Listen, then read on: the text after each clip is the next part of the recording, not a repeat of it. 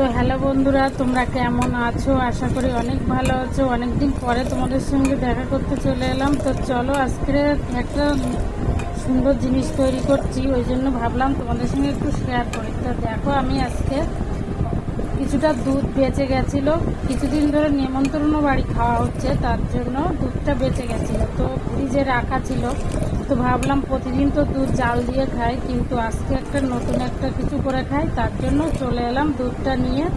তো উনুনে ভালো করে ফুটিয়ে নিয়েছি আমি। এখানে আজকে রাত এখন, কিন্তু রাতেও আমি উনুনে রুটি করেছি আর দুধটা ভালো করে ফুটিয়ে নিয়েছি।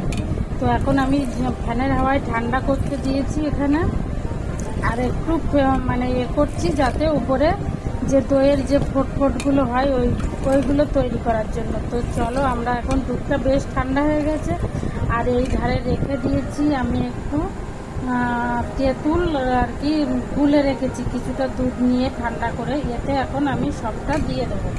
তো চলো, আমি পুরোটা দিয়ে নিই, তারপরে তোমাদের সঙ্গে শেয়ার করব। কাল পর্যন্ত তোমরা অপেক্ষা করো।